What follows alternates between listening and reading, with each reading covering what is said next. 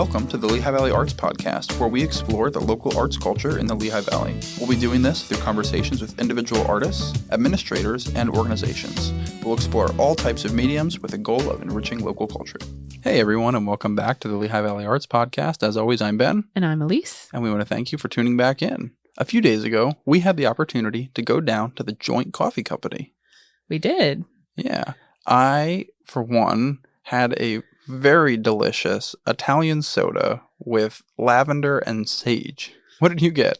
I had my usual, a cold brew with almond milk, and actually I had lavender syrup added to it. It was very good. Nice. And I drink cold brew everywhere, so that was like high on my list of best cold brews. Nice. But yeah, very good. But yeah. We didn't go down there just for the coffee. No, we did not.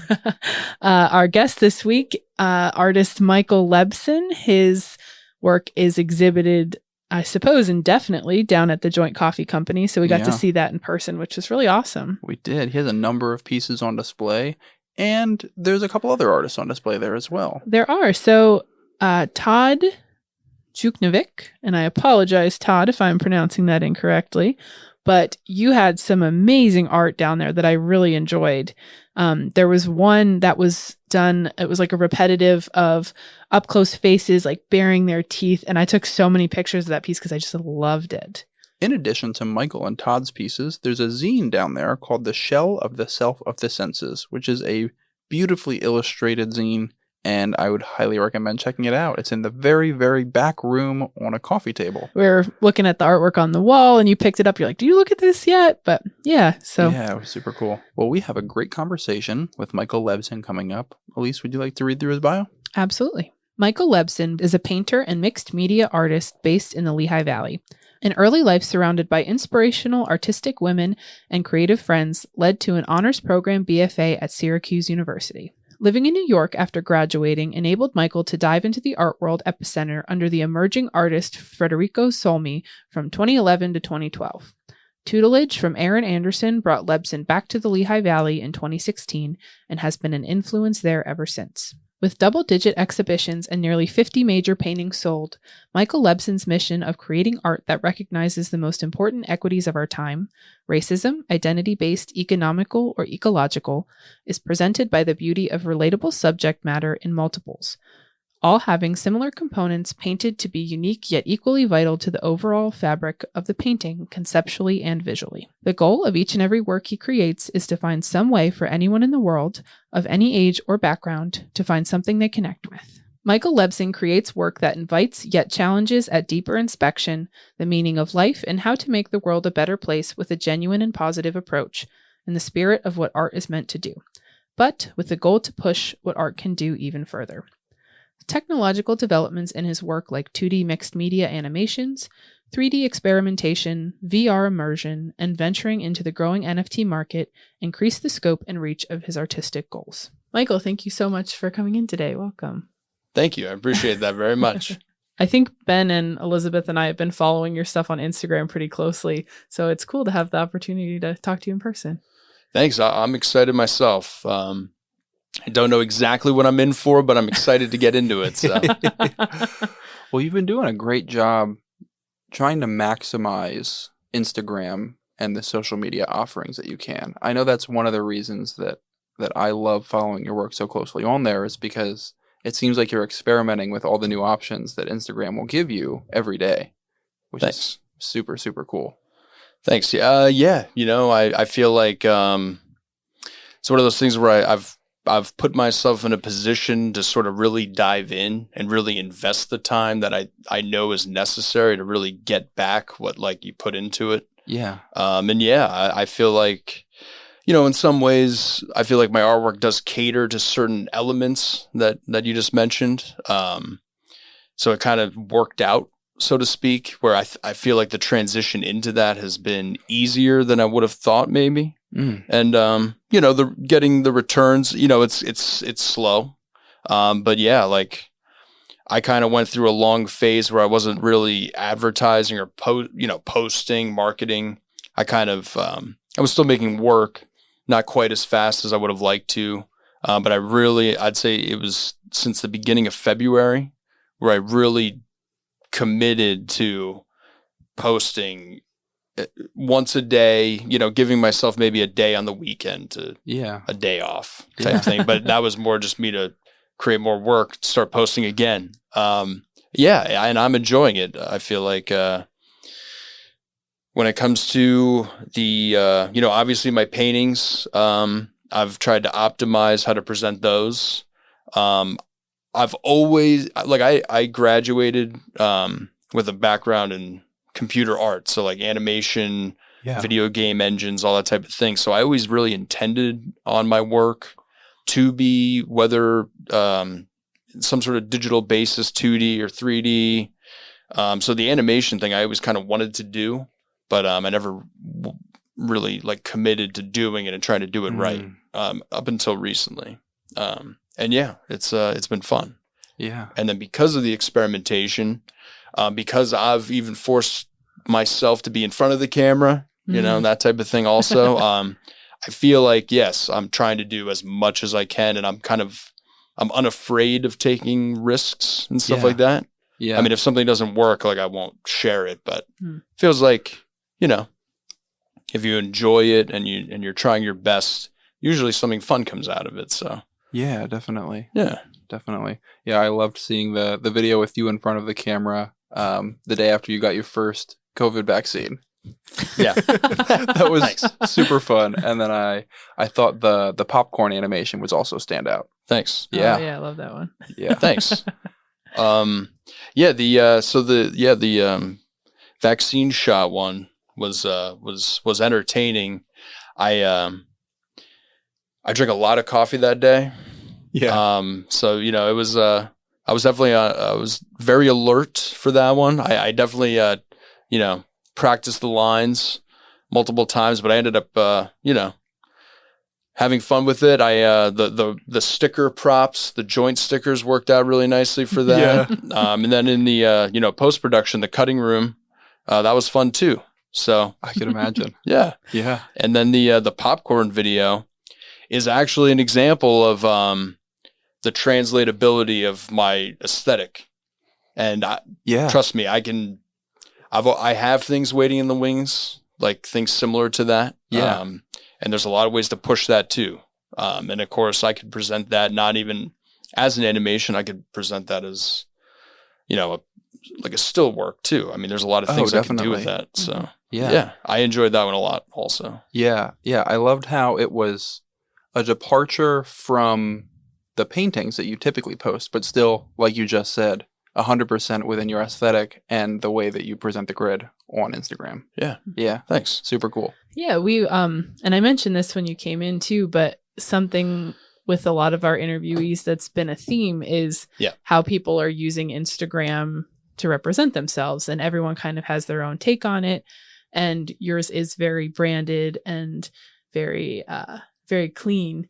But the other part of it too that we talked, I think, a little bit about with Keith was the community aspect to Instagram, and how even like the landing page is called the gallery page, and it really is almost like its own like personalized digital gallery.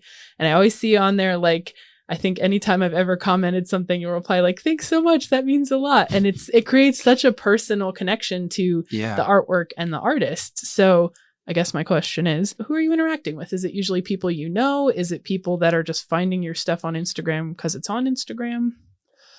Honestly, I try to interact with everybody.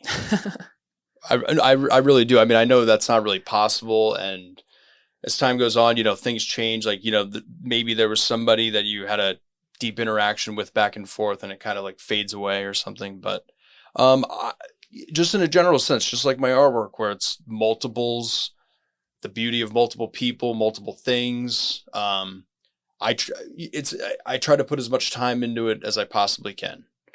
So, you can't comment on everything, but like, if I have an insightful thing to say to somebody, if I think of it quick enough, like I'll do it. Or if I see a post, I might think of something and go back to it later. I believe in artwork and I believe in the people that do it.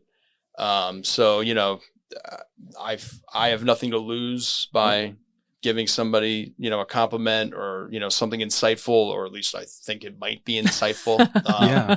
So yeah, I enjoy that part. And I think, sometimes in our social media world, some people can get sort of, they might feel like it's overwhelming, or they wish things were like the way they used to be, or, things like that. And, I'm just of the mindset I'm trying to embrace it as much as I can. Mhm. And, I think the community part really does make a difference. Absolutely. Yeah.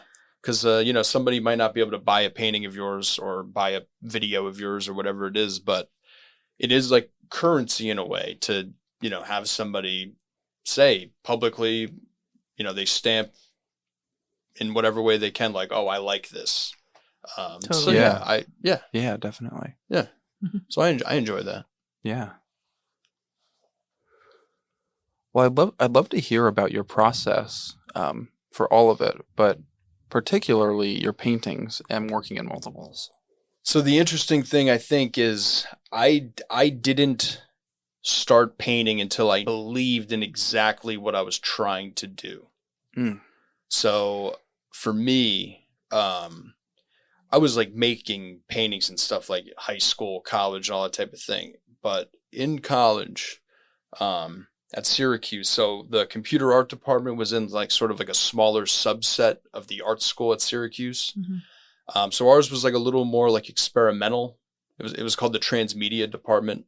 The normal Ooh. one that had like graphic design, illustration, all that. That was like their big school, highly reputable. Like it's a great art school. So ours was a little more, like niche based, that type of thing. And the head of the transmedia department there, they were art video artists from Canada. It was Emily Vay Duke and Cooper Battersby. And I just remember it always stuck with me. And I think I had the predisposition growing up, like caring about other people, or at least trying my best, that type of thing. One of the things that they would, some of the classes, independent study things, like they said it often, was anybody can critique your artwork through any lens that they like. Mm. And that really stuck with me because it made me realize to think about every angle of my work before, feeling good about it. Like if there was something that I could picture somebody feeling like, like they could rule out the work as being like, too based on yourself, or if it was insensitive or naive or like ignorant towards something. Mhm. I mean, that type of stuff matters to me. Like, and I'm talking as simple as like, if there's a certain color combination that in some context, is insensitive or makes light of something or hints at something from some viewpoint, that matters to me. So, and I know you can't be right every time, but I try to. So really, like, I didn't start painting these paintings until I guess it was my final year at Syracuse. So I think that was 2010. That was when the first paintings were started. Now, some of those first paintings weren't finished until 2012. One of the first two paintings, actually, I didn't finish until 2018. Kind of just sat around.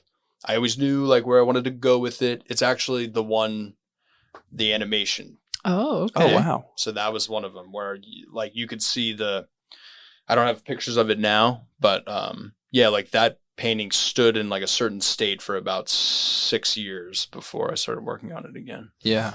So yeah, regarding the process, the idea of taking myself out of it as much as I can was always part of it. And I feel like the way for me to represent people or nature, technology, like current themes of our time, even back then, 2010, was to do something like simple, abstract, but relatable sort of elements. Yeah. And for me, that just makes sense.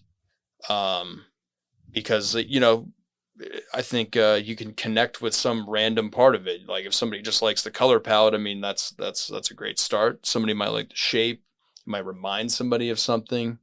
I think when it comes to then having the multiples, but also having uniqueness within each one, it creates depth if you want to look at it longer. Definitely. Where it's easy, it looks easy, like if you just glance at it and it can sort of fit somewhere. But like, it has a lot of depth and staying power too. Yeah. Now, of course, the subject matter can also change the level of impact, of course, too. Yeah. But yeah, so.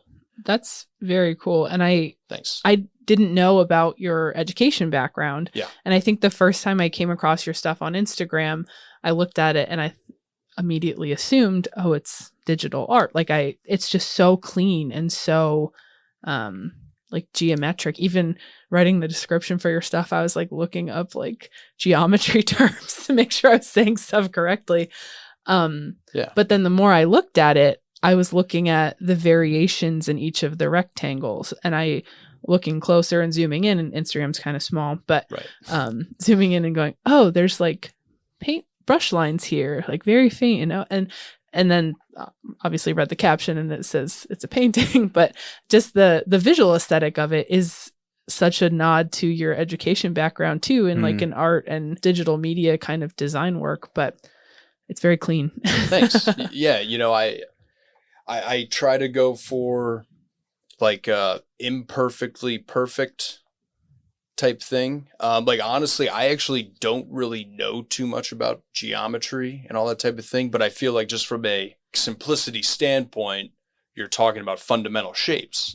So it ends up being, sort of like inevitably it ends up being geometric and concept and stuff like that. But like I enjoy actually the idea where you can identify it, like no matter what level of education you might have or where you're from. And then see like there's like an organic element to it. And so I've always kind of enjoyed that. Yeah. It's fun. It's almost like starting one of my paintings is the easiest thing in the universe because I have infinite block ideas. You know what I mean? But actually, coming up with the painting itself is the impossible part. So but yeah, that's fun. So. Yeah. Well, let's get into this one, the blue blocks one. Okay. So I'll describe a little bit the shape and then you can explain the animation, or I can read what you sent in, but it's kind of almost like a rounded white rectangle for the outside, and then a lighter blue, a dark blue, and all kind of narrows in towards the center. And then it almost looks like a fish tank filled up about 3/4, and there's like a light blue color with a black strip of, I guess, negative space. But this one is special because it's turned into one of those kind of animation pieces. And what you had written was really good for that. So I'll pull that up too.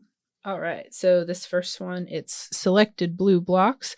It's a 5-second looping animation. And Michael recommends you turn on the loop or repeat setting. Yeah. The original painting is titled Blue Blocks. Is that correct? Yes. And it's 30 by 40 inches acrylic on canvas. And then the animation is a close-up of photos of individual blocks taken of the 90 total blocks from the painting and sequenced into linear animation. It's 4 seconds and 23 frames at 30 frames per second. Well, usually we wait till the end to plug your Instagram, but if you're listening and you'd like to look at it as we chat about it, you can pull up Michael's Instagram. It's at Michael Lebson. Yeah, I get very much the water feel with this. I don't know if that was the intention. Well, honestly, that's where the dynamic of these animations comes into play. And it's new for me too.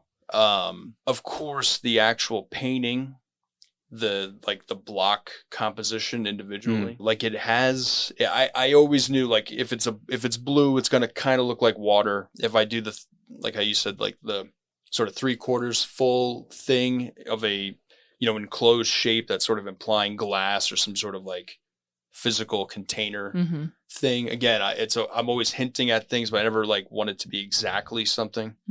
But when you put it in as an animation, so it's a grid of 9 by 10. But when you actually put them in an animation, like stack them on top of each other, the water level thing becomes very apparent in that painting. And, you know, like I said, I started that painting in 2012. I never intended on seeing it in this context. Yeah. So this was really the one that I really enjoyed as far as like the early ones that I was turning into animations, because I realized, you know, there's so much you can do, whether it's doing a painting with maybe having animation in mind in general in the future, or, you know, sort of working in reverse, like having an animation that you can turn into a painting too, like the popcorn. Yeah, like the popcorn. Yeah. So yeah, this one was very exciting. And when it comes to the actual, you know, the integrity of the painting itself, I feel like with a lot of these animations, I enjoy the fact that most of like the aesthetic or quality of the video or the animation is from the painting itself already. So I try to maintain the integrity of that, and it kind of keeps it more like organic and natural. Of course, there's a lot of fine tuning and a lot of adjustments, a lot of masking, a lot of all sorts of things. Yeah. But yeah, I really enjoy this piece. This actually, as far as paintings go, this is one of those paintings that doesn't read very well in a photograph because there's just so much detail and minutia. Right. You know, Yeah. I worked on this painting for a very long time. And it's one of those things where you, especially with Instagram, how you said, it compresses the photos and you can't really zoom in that well. Right. So I actually kind of have dealt with that with a lot of my older pieces, like this one, because this is my favorite painting probably. And I feel like that's the other thing this animation does is you get to see the blocks up close. Yeah. And you get to see the movement and the nuance and the details. So Yeah. I figured that was a good one to, you know, share with you guys. Yeah, we appreciate it. Yeah, your work is, I'll keep using the word geometric, even though I don't really like it, but oh, that's okay. I totally agree.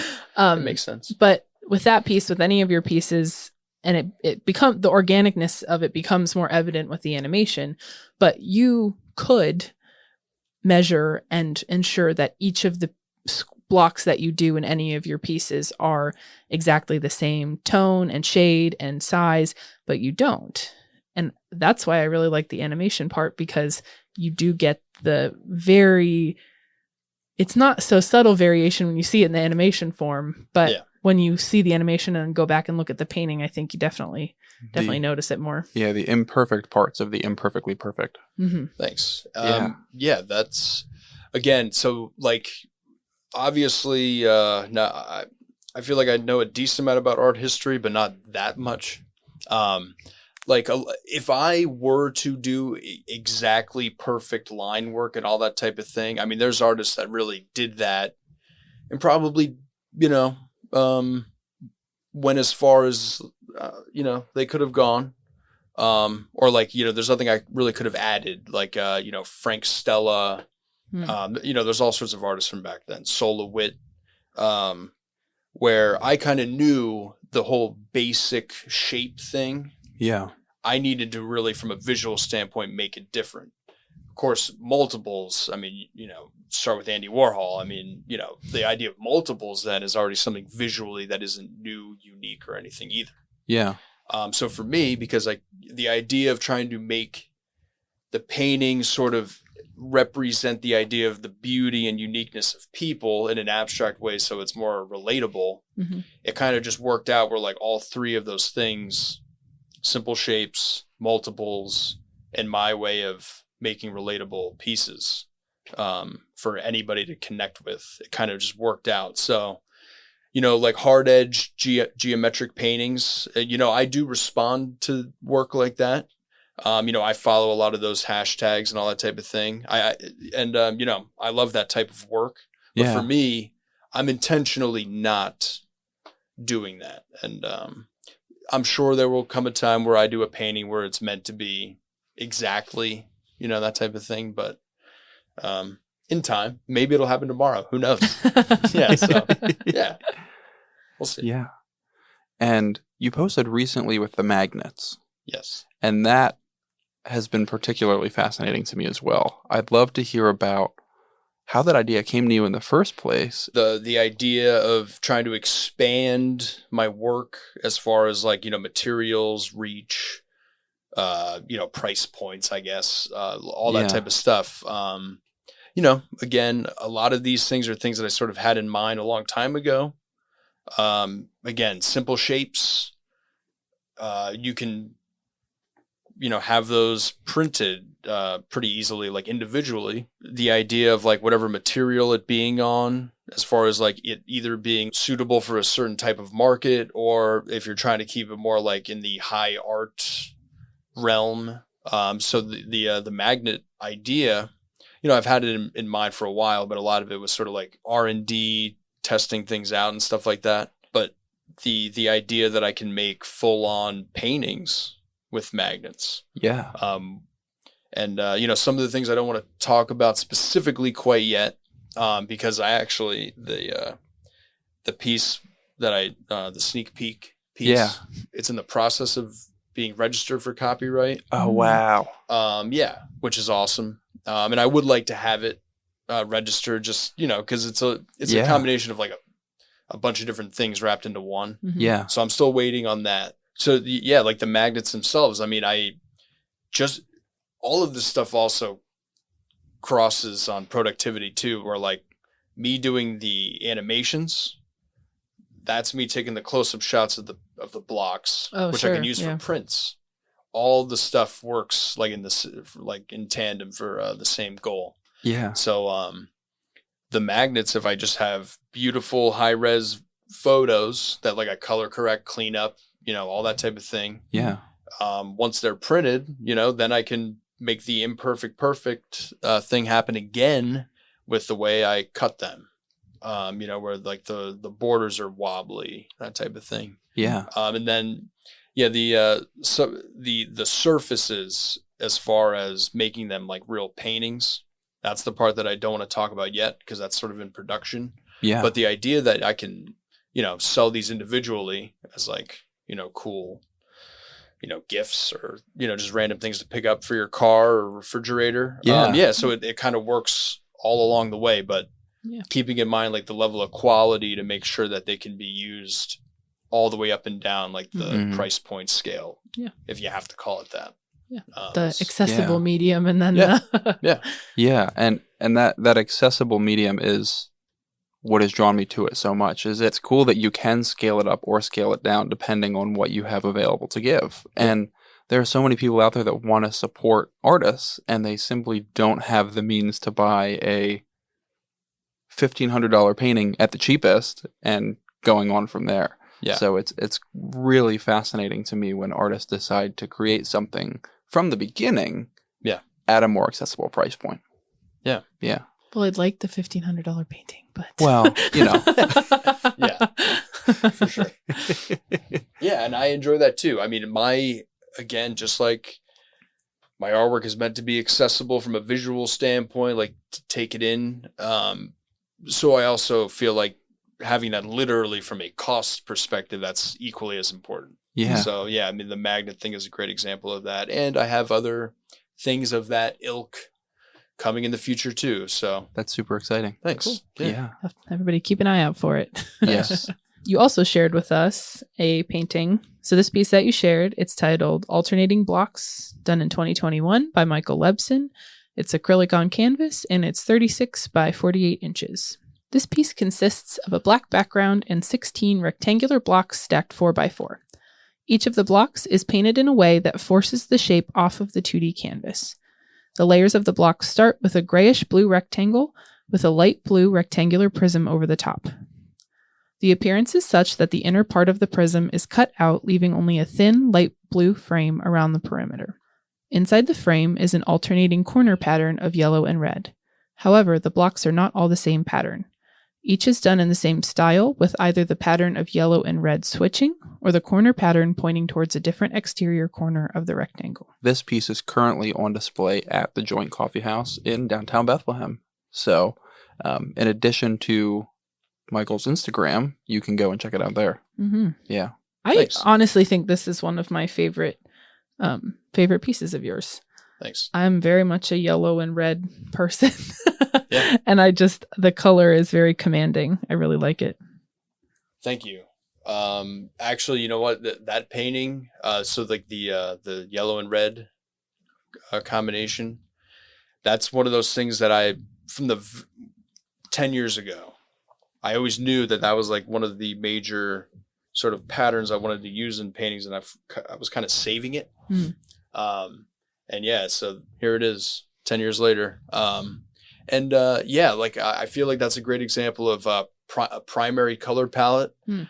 I feel like a lot of times when it comes to my work, I'm always trying to pick like the most expansive, broad, sort of way to connect with people. And inevitably, the primary colors generally win out consistently. Yeah. But yeah, I feel like that painting hits a lot of things that I enjoy. The structure is pretty, strong in that one. I do like the commanding presence, like how you sort of said. Like I enjoy that, but I also tried to scale it back just enough with the intensity of the colors. I try to bring it back just enough where like it still, has a presence to it, but it's not like distracting. Yeah, Mhm. it's not like stoplight red or Right. Yeah. So yeah, in a lot of ways, I know I said the blue blocks painting, and there's actually some other paintings I have my own personal connection with. But as far as out of my 36 by 48 paintings, as opposed to the 30 by 40 inch paintings, that's definitely my favorite of my larger paintings. Nice. Yeah. That's super cool. Thanks. You definitely seem to have a slow burn mentality to your artwork, whether it be from a visual standpoint, looking at it, or from the creation standpoint. Because you said some of these ideas you've been sitting on for 10 years, and there it is. Yep. Yeah, I believe in artwork. I believe in what it can do. So a lot of the slow burn, it's because I want my artwork to have staying power. Like I want you to be able to look at it, and I want it to, either be easy for you to look at for a very long time, or I want it to be able to like challenge you for a very long time too, like where you can always find something new or different in it. Or Yeah. because as far as almost every single decision, because it is just a collection of small, simple decisions, I pretty much know every single millimeter on there.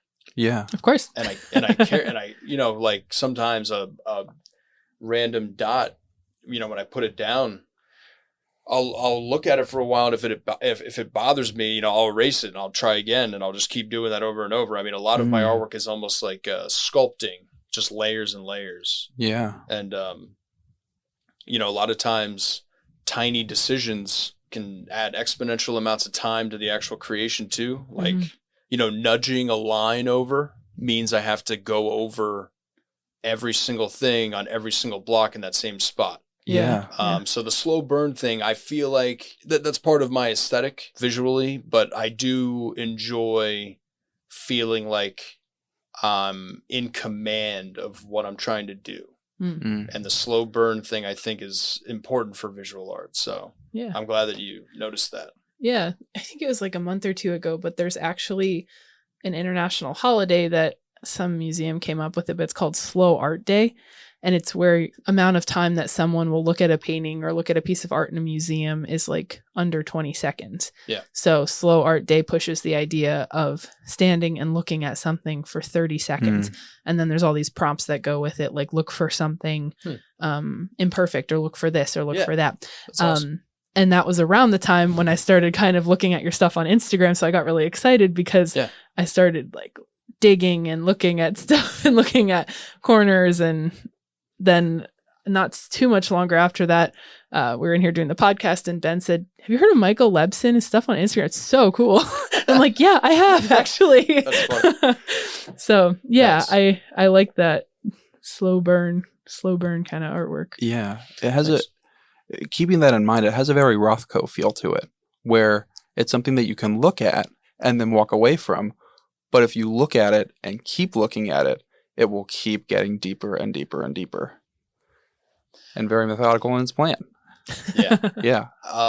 Yeah. He's Rothko is one of those artists where it's undeniable that what he makes very emotional, powerful, moving works where I try my best to emulate the level of sort of emotion that you can get. Like he's one of the, I mean, he's amazing at it. Yeah. So I definitely have him in mind when I'm working on artwork. And there's a few artists like that, but what I'm trying to do, I'm trying to make a meaningful piece. Yeah. And that's a very important part for me. So he's a very important artist for me too. Definitely. Yeah. That's super cool. Yeah. I have to laugh because we have panels in the podcast studio. They're like sound panels. And when you said Rothko, Michael like gestured to the panel. Yeah, because that's the first thing I thought of when I walked in. Yeah. Here. It's funny because you're not the first person that has referenced the panels while we're sitting here talking. We had an artist in here and she was sitting where Ben's sitting and she kept pointing at the panels while she was talking. And she goes, I'm sitting here pointing at them as if they're a canvas kind of thing. And it was like, we're just sitting here talking about artwork, and it's insane how someone's creative mind just push it to that. Like it's a canvas or it's a piece of art in itself. But yeah, that's funny. Yeah. Well, I mean, yeah, because the way the lighting is hitting these, it kind of looks like Rothko paintings. Yeah. Yeah. Especially on the sides in between them. Yeah. Yeah. Yeah. The space. Yeah, for sure. Yeah. Totally. That's so funny. Yeah. So I wanted to ask, kind of tying back to what you mentioned with the meticulousness, are you the type of person that if something doesn't fit the style or fit the aesthetic, you kind of just leave it and it's never seen? Or do you always kind of fix it and push through? I've definitely painted over paintings before. Usually that was generally in the past, maybe like the first 3 or 4 years I was really painting.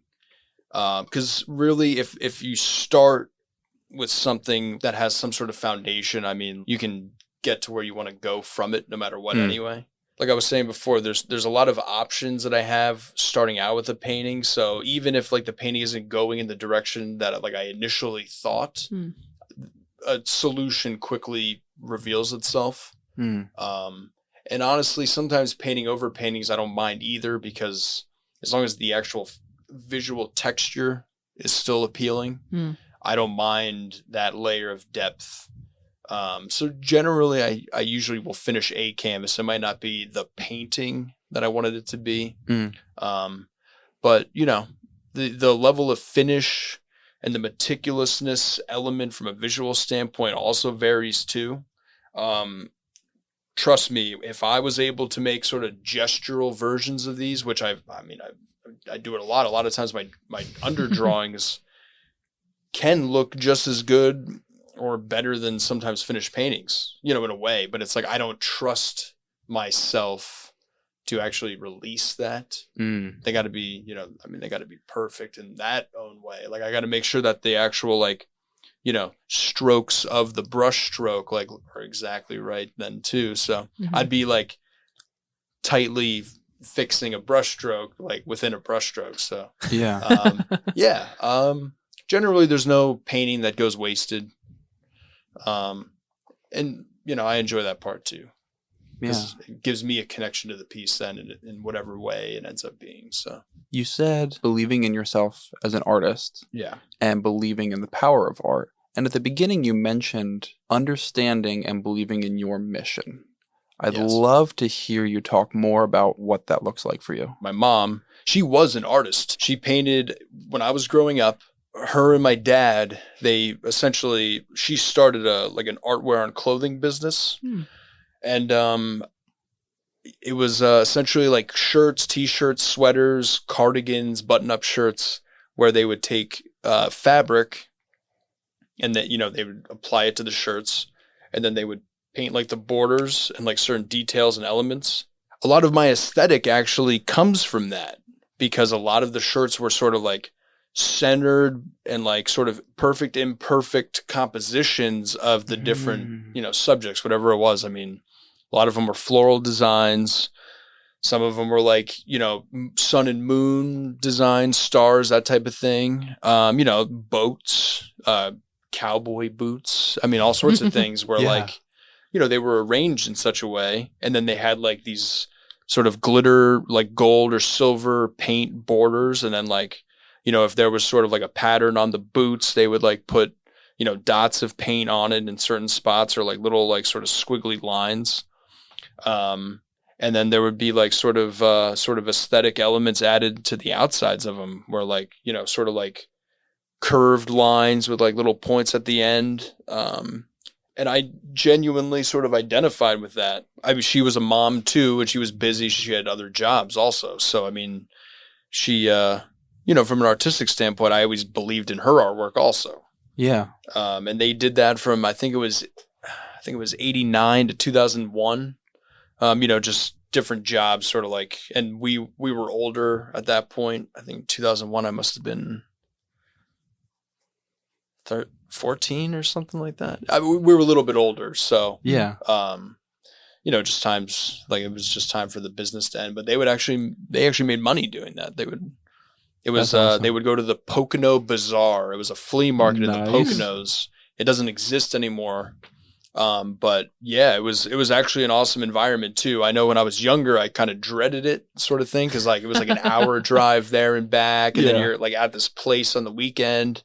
But looking back on it, I mean, it was an amazing environment, a lot of awesome people, a lot of creative people, of course, that would have things there. Mm-hmm. So that's one of those things that sort of defined my life. If we're starting from the very beginning, like the core of it all, I believe in equality in every facet. I care about people. I want everyone to have the same opportunities that everybody else has. I want underprivileged people from whatever background or, history that they might have. I want everybody to, live like the life that they deserve to live. Mm. So if we're starting from the very beginning, being more of an activist, that's not one of those things that I'm afraid of doing. I need to do that, all that type of thing. So as far as the art goes, that is me trying to do that as much as I can. Mm-hmm. When I say that I like doing multiple relatable subject matter, I mean, that's just, it gives the idea of individualism of something, that collection of something that has similar constituents. So, I mean, obviously there's 16 people in a room. There's basic elements that everybody, has, you know what I mean? Like, like a heartbeat, a face. And then it's the individualism that, is what makes everybody beautiful and unique and special. So really, that's one of the things about my artwork that's very hard for me to break. Obviously, I would enjoy doing a sort of, like a landscape of something I care about, or this, that, or the other thing. And I'm not saying I never will, but I just need to make sure that like my core mission or my goals are clear. And I still think, I haven't necessarily proven that to the world yet. Not at all. So I'm definitely very committed to proving what I want to do. That definitely matters to me because I believe in art. I care about it. I care about what I'm trying to say. I feel like, there is a little bit of a disconnect. Maybe if you look at my artwork, you might not know that. But it's also because I don't want my artwork to be on the nose. Like I want it to be nuanced also. Sure. Yeah. Which is a small element of, you have to be in the context of the art to know that. And, that's one of those things I kind of wish my artwork was even more universal too. I mean, so that's another dynamic I play with all the time. I mean, there will come a time where I might do more overt art about certain topics.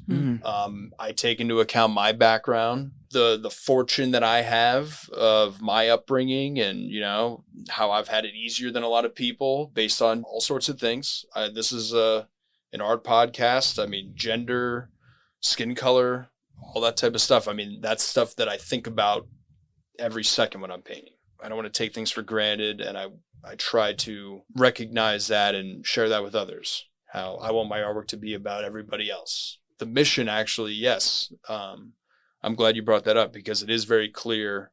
And that's one of those things that if I try not to be stubborn or rigid about my artwork, some people will ask me like, is this like a series that you're working on? Are you going to change it? And I'm like, well, in a sense, yes, it's more that the core mission of my artwork, given everything, and like what I just said to both of you, that's not that's not even everything, but like subject matter can change, but like multiple similar but different, and the beauty of everything individually and connected definitely is going to be a part of it. I've never heard a visual artist describe their work as mission driven. But I really like that because I think your work does convey a very direct sense of continuity and clarity, while also, like you said, the imperfections representing individual people. And there definitely is nuance. You said I want there to be nuance, and there absolutely is. Yeah, I love the sense of universalism that your pieces give off, especially in the context of one another as well. I like the fact that you can look at my artwork in a row and like there is like a cohesion across each canvas too. Just like how the similar but different kind of works out on a per piece basis. There's so many different things in our world, you know? So like every group of, 16 people or 16 trees or 16 buildings, like whatever it is. I mean, they're so different from one's grouping to another too. So, there's so much for me to explore as an artist as well. It makes me enjoy creating new work. Painting them is very stressful sometimes. Yeah, but yeah, it's fun. definitely. Stressful and fun. Thanks. Yeah, I don't know if I could be an artist if I didn't genuinely believe in what I'm trying to do. I would do something else because I don't love painting. That's not what drives me. It's me feeling like I am taking a concept, a mission, and I'm executing it into a piece of artwork. So that's what I enjoy. I enjoy being an artist, not necessarily a painter. Yeah. If that makes sense. Yeah, definitely. That's almost like a writer's perspective on things. Like you have this mission, this thought behind what you do. And similar to a writer, you focus less on the process and so much on just conveying the mission. It sounds very similar to us talking about how we want to deal with aspects of the show. Yeah. We were talking about, why don't we do this episode here instead of here? Well, because if we do it here, we're glorifying ourselves too much. But if we do it there, we're making it about the artist, which is why we're doing the show in the first place. Yeah. And so, those decisions and having that mission can help inform and make the best decisions for both yourself and the artwork. Absolutely. Yeah. Totally. Because I feel like that's one of those things where I can fall back to that, and it, as you can imagine, these some of these paintings are labyrinths. So like I do need a sort of like a base where I can go back to like help make decisions like that and stuff too. Yeah. And it keeps the artwork consistent. It keeps the mission consistent, which is, what I care about. Like how I said, like, I don't want to sort of deceive people. I don't want to talk a certain way and then have my artwork not really do what I'm trying to say either. All that type of thing. So like, it really makes it so you can really get deep into a decision.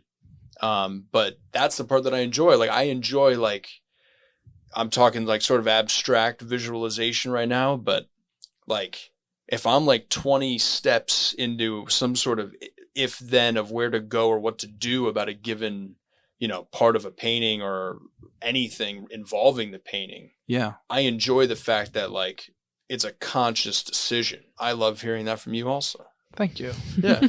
Attention to detail, it matters. Yeah. It can matter. It can matter. It definitely can matter. Yes, exactly right. It needs to be purposefully done. Yes. Yeah. For sure. Yeah. Everyone go work on your mission statements. Yeah. Yeah, for sure. Your mission and vision. That's necessary. Yeah. Speaking of an ever-changing world, I got to meet you virtually a couple weeks ago. Yes. In a completely virtual reality gallery space. Yes. That was wild. Yeah. Yeah. So our former guest and a colleague and friend of Michael's, Tyrone Webb, had set up a virtual gallery space in Spatial, which was very cool. I was in Emmaus, you guys were in Bethlehem, put on our headsets and did like a little virtual gallery tour.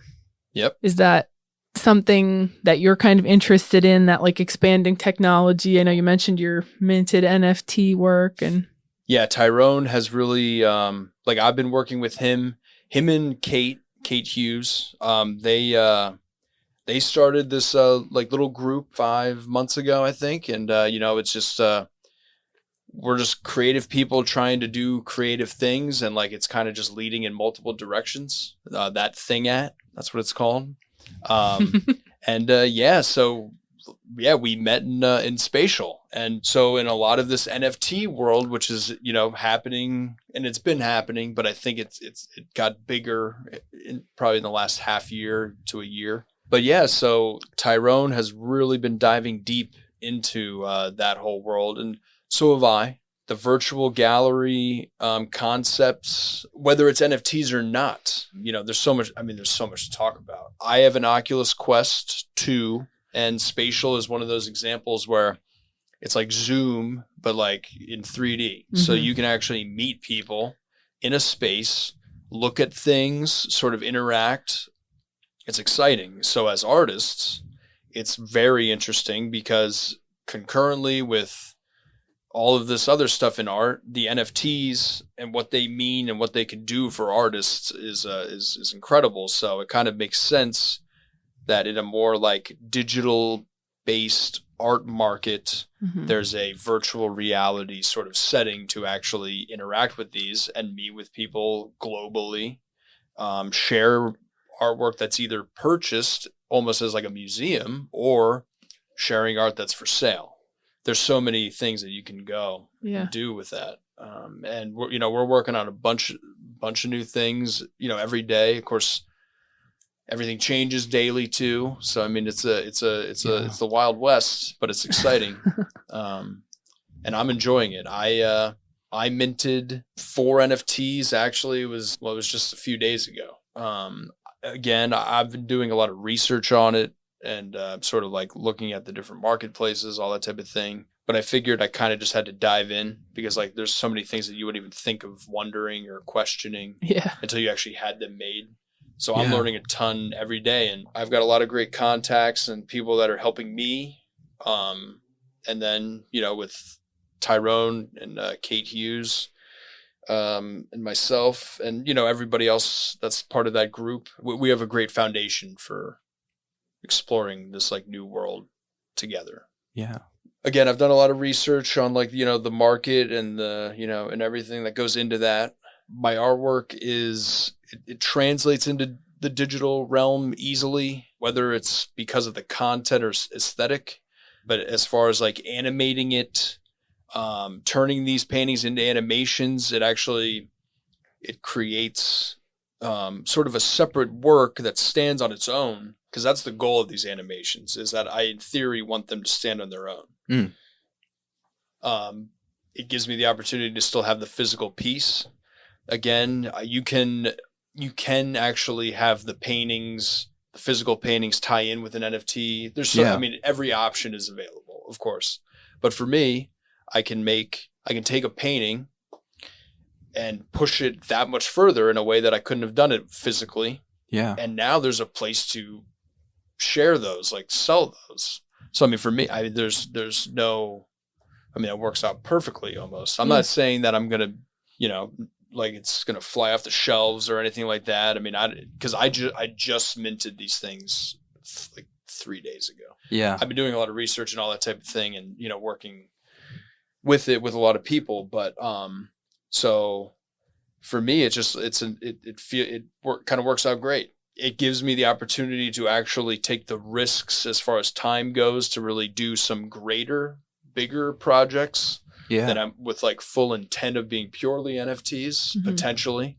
And just for those listening, when you say minted, would you mind explaining that a little bit? Minting just means it's converting it into cryptocurrency so it exists on the blockchain. Perfect. Yeah. 20, 30 years ago, you would not have had to worry about social media presence or minting your NFTs or building virtual galleries for your stuff. But I think if you're really on top of what's going on and what's popular, and that's a huge part of being an artist nowadays, even the social media stuff at the very core of it is like, it's crazy how much you do have to be invested in that technology and those platforms. I definitely enjoy the community element of it. So I feel like I've sort of grown comfortable within it. Mm. And, you know, a new piece of technology could change all that, of course. Yeah. But yeah, it's we're all in it together Absolutely. as creative people in any facet. Yeah. And I mean, I feel like trying to live in spite of it, or trying to spread awareness of your work or other people's work in spite of all the things that are sort of like being presented to us. It's kind of hard. So I figure embrace it and be positive, and, you know, good things will come in return. Yeah. Yep. Yeah. So, Michael, Yes. if people would like to look at your work, buy your work, what is the best way to get in contact with you? Feel like the core is Instagram, I think, fundamentally. That's at Michael Lebson, Yes. and they can direct message you. That's all right. Yeah, that's the easiest way. And then the NFT website that you referenced, it's foundation.app/Michael Lebson. And then the other one is sachiart.com/Michael Lebson. You said it much better than I was trying to. Yes, that was good. Yes. Very good. I am on other platforms too. Mm. But Instagram is probably the best way. Sounds good. I am on, it's called Foundation. That's the marketplace that my NFTs are on. But that's one of those things that can change also. So Instagram is the foundation. I am on Sachi Art. But yeah, Instagram. Yeah, that's the one. I should probably just say it again. Yes, I'm on Instagram. I mentioned it before, but your work is also on display at the Joint. Correct. Yes. Mm-hmm. Yeah. Which is here in Northside Bethlehem. Yes. Mhm. And they are very good to me there. They enjoy my work, and it seems like I'm sort of I have a presence there. I love doing my videos there and stuff like that. And I've got a couple more on the horizon that I think will be funny too. Yeah, it's I love coffee, and I love getting to display my artwork. So it's, the perfect place for me. Yeah. I should just live there. But yeah, I think their coffee's the best in the Lehigh Valley. And and they let me show artwork there. So you can't go wrong with that place. That's awesome. Yeah, Cool beans. exactly. Wait, get it? Oh, no. That was perfect. Well, All right. thank you so much for coming on today. We appreciate your time and your story. Hey, Yeah. thank you for having me. I really appreciate this. This was a tremendous experience for me. And I enjoyed every second of it. Yeah, it was fun. And that was our conversation with Michael Lebson. You might have noticed a little bit earlier in the episode, Michael spoke to his mother and grandmother and how they were huge inspiration and big supporters of his work. So this episode is dedicated to Marianne Lebson. And here's a few words from Michael in honor of her. One of the major people in my life that have defined and helped guide like where I am as an artist is my mom, Marianne Lebson. She had a background in working in special education departments, in nursing homes, in hospice. So she always cared for others. But as a mother, she cared about us deeply. I'm one of 4 brothers, and up until a week ago, I mean, she was being a mom for us, and I'll never forget her. I want to make her proud each and every day. I think being an artist and trying to live that artist's life, I probably made it difficult on her sometimes. But I think she always believed in me and what I was trying to do. And it's all for her. She was an amazing person, and I'll never forget her.